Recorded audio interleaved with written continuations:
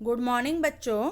आज हम आपको आपकी हिंदी के महाभारत की कथा के बारे में बताएंगे।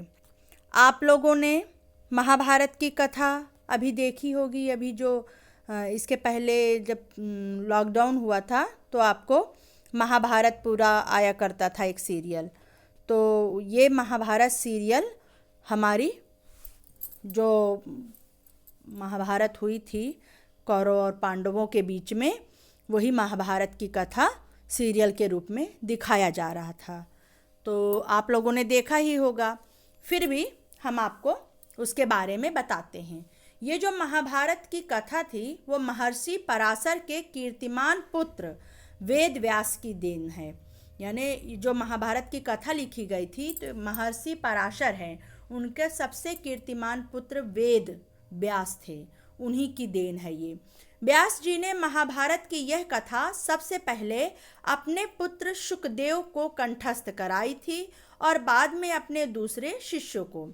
तो वेद व्यास ने क्या किया था, ये महाभारत की कथा पहले अपने पहले पुत्र को बताई थी। शुकदेव उनका पुत्र थे, उनको ये पहले याद कराई थी। कंठस्थ मतलब याद कराना, कंठस्थ कराई थी, और बाद में अपने दूसरे शिष्यों को। मानव जाति में महाभारत की कथा का प्रसार महर्षि वैशंपायन के द्वारा हुआ था। अब ये वैशंपायन व्यास जी के प्रमुख शिष्य थे।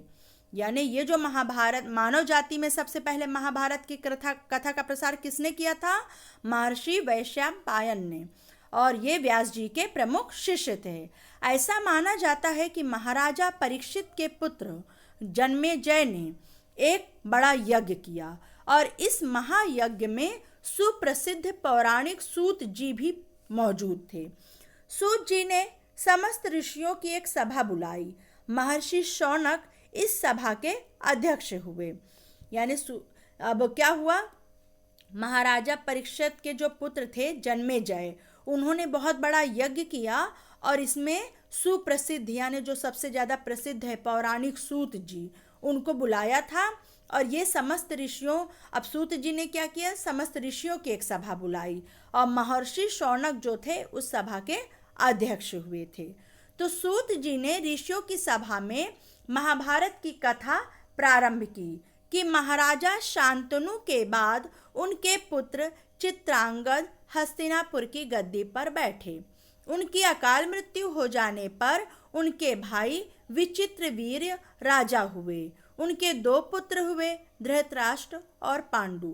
बड़े बेटे धृतराष्ट्र जो थे वो जन्म से अंधे थे, इसलिए उस समय की नीति के अनुसार पांडु को गद्दी पर बैठाया गया। पांडु ने कई वर्षों तक राज्य किया। अब देखिए सूत जी ने क्या किया, ऋषियों की सभा में महाभारत की कथा बताई कि जो महाराजा शांतनु थे उनके बाद उनके पुत्र जो चित्रांगद थे, मतलब शांतनु के पुत्र का क्या नाम था, चित्रांगद। चित्रांगद को गद्दी पर बैठाया। जब चित्रांगद की अकाल मृत्यु हो गई तो उनके भाई विचित्रवीर्य राजा हुए। महाराजा शांतनु के कितने पुत्र थे? दो, एक चित्रांगद, दूसरा विचित्रवीर्य। चित्रांगद की मृत्यु हो गई तो फिर राजा कौन बना? विचित्रवीर्य राजा हुए। उनके दो पुत्र हुए। अब विचित्रवीर्य के कितने पुत्र थे? दो, एक थे धृतराष्ट्र, दूसरा पांडु। धृतराष्ट्र जो थे वो जन्म से अंधे थे, इसीलिए नीति के अनुसार महाराज कौन बना? पांडु बने। पांडु ने कई वर्षों तक राज्य किया और उनकी दो रानियां थी, कुंती और माद्री। कुछ समय राज्य करने के बाद पांडु अपने किसी अपराध के प्रायश्चित के तपस्या करने जंगल में चले गए। उनकी दोनों रानियां भी उनके साथ ही गई। वनवास के समय कुंती और माद्री ने 5 पांडवों को जन्म दिया। कुंती के 3 पुत्र थे, युधिष्ठिर, भीम और अर्जुन, और माद्री के पुत्रों का नाम था नकुल और सहदेव। कुछ समय के बाद पांडु की मृत्यु हो गई। 5 अनाथ बच्चों का वन के ऋषि मुनियों ने पालन पोषण किया और पढ़ाया लिखाया। अब जब आपको बताया हमने कि विचित्रवीर्य जब राजा हुए तो उनके 2 पुत्र हुए, धृतराष्ट्र और पांडु। धृतराष्ट्र जन्म से अंधे थे, लेकिन धृतराष्ट्र के कितने पुत्र थे? 100 पुत्र थे, जिनको कौरव के नाम से जाना जाता था। और महाराज कौन बना? पांडु। और पांडु के कितने पुत्र थे? 5। तो उनकी पहली पत्नी कुंती से 3 पुत्र हुए, युधिष्ठिर, भीम और अर्जुन। और उनकी जो दूसरी पत्नी थी माद्री, उनसे 2 पुत्र हुए जिनके नाम नकुल और सहदेव थे।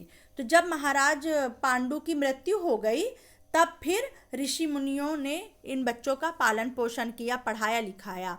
जब युधिष्ठिर 16 वर्ष के हुए तो ऋषियों ने 5 कुमारों को हस्तिनापुर ले जाकर भीष्म पितामह को सौंप दिया। अब ये भीष्म पितामह भी महाराज शांतनु और गंगा के पुत्र थे। महाराज शांतनु और गंगा के पुत्र थे ये कौन? भीष्म पितामह। इनके बारे में हम आपको आगे बताएंगे। अभी फिलहाल आगे बढ़ते हैं। तो जब युधिष्ठिर 16 वर्ष के हो गए तो ऋषियों ने क्या किया? 5 कुमारों को हस्तिनापुर ले जाकर भीष्म पितामह को सौंप दिया। 5 पांडव बुद्धि से तेज और शरीर से बली थे। उनकी प्रखर बुद्धि और मधुर स्वभाव ने सबको मोह लिया था। यह देखकर धृतराष्ट्र के पुत्र कौरव उनसे जलने लगे। धृतराष्ट्र के कितने पुत्र थे? 100, जिनको क्या कहा जाता था? कौरव। तो कौरव क्या था? ये पांडव से देखकर चिढ़ा करते थे क्योंकि ये बल, बुद्धि और बल में बहुत तेज थे। तो उनको क्या करते थे? पांडवों को तरह तरह के कष्ट पहुंचाना शुरू किया उन्होंने। दिन पर दिन कौरव और पांडव के बीच वैर भाव बढ़ता गया और अंत में पितामह भीष्म ने दोनों को किसी तरह समझाया और उनके बीच संधि कराई।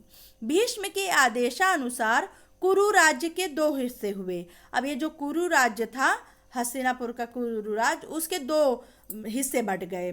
तो जो कौरव था वो हस्तिनापुर में ही राज करते रहे और पांडव को क्या कर दिया गया? एक दूसरा राज्य दे दिया गया जो आगे चलकर इंद्रप्रस्थ के नाम से मशहूर हुआ। और इस प्रकार कुछ दिन शांति रही। उन दिनों राजा लोगों में चौसर खेलने का आम रिवाज था। राज्य तक की बाजियां लगा दी जाती थी और इस रिवाज के मुताबिक एक बार पांडव और कौरवों में चौपड़ खेला।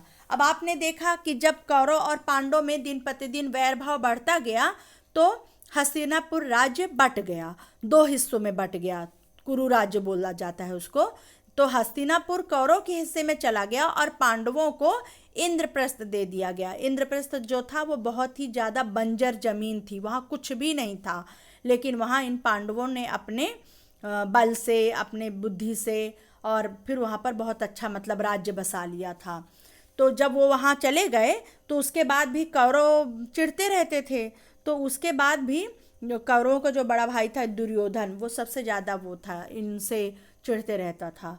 तो उसके बाद भी उनको शांति न मिली कि मतलब अरे ये कैसे शांत रह रहे हैं। तो उन्होंने क्या किया? चौसर का खेल, उस समय राजाओं में चौसर का खेल खेलने की वो थी, रिवाज थी। तो यहाँ जब चौसर का खेल खेला जाता था तो राज्य तक की बाजियाँ लगा दी जाती थी और इस रिवाज के मुताबिक एक बार पांडव और कौरव ने भी चौपड़ खेला। कौरवों की तरफ से कुटिल शकुनी खेला, यानी जो शकुनी थे कौरव के मामा, उनकी तरफ से वो खेल रहे थे।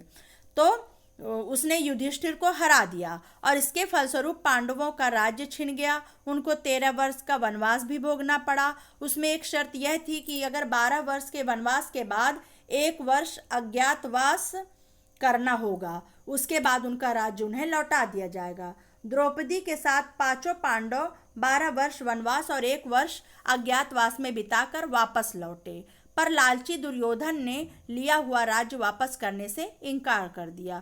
अतः पांडवों को अपने राज्य के लिए लड़ना पड़ा। फिर जब वो लड़े तो क्या हुआ? युद्ध में सारे कौरव मारे गए। तब पांडव उस विशाल साम्राज्य के स्वामी हुए और इसके बाद 36 वर्ष तक पांडवों ने राज्य किया और फिर अपने पोते परीक्षित को राज्य देकर द्रौपदी के साथ तपस्या करने हिमालय चले गए। तो इस प्रकार जब कौरव और पांडव का जब वो चौपड़ का खेल होने लगा तो उनका मामा शकुनी उनके तरफ से खेल रहा था और उसने कुटिल राजनीति से क्या किया, मतलब वो खेलने में थोड़ा सा बहुत ज़्यादा तेज़ था, उससे बहुत अच्छा चौपड़ खेलते बनता था। तो उसने थोड़ा सा उसमें होशियारी दिखा दी और पांडवों को हरा दिया। तो युधिष्ठिर जो थे तो वो अपना सब कुछ राज्य, यहाँ तक कि द्रौपदी को भी वो हार गए थे। फिर उसके बाद इन लोगों को 12 वर्ष का वनवास और 13वें वर्ष का अज्ञातवास भी भोगना पड़ा। जब ये शर्त थी कि इसके बाद उनको राज्य वापस कर दिया जाएगा, लेकिन उसके बाद भी कौरवों ने जब राज्य वापस नहीं किया, तब ये महाभारत युद्ध हुआ था। और महाभारत युद्ध में सारे कौरव मारे गए थे और पांडवों ने 36 वर्ष वहाँ पर राज्य किया। और अंत में फिर अपने पोते परीक्षित को ये राज्य देकर द्रौपदी के साथ तपस्या करने हिमालय चले गए।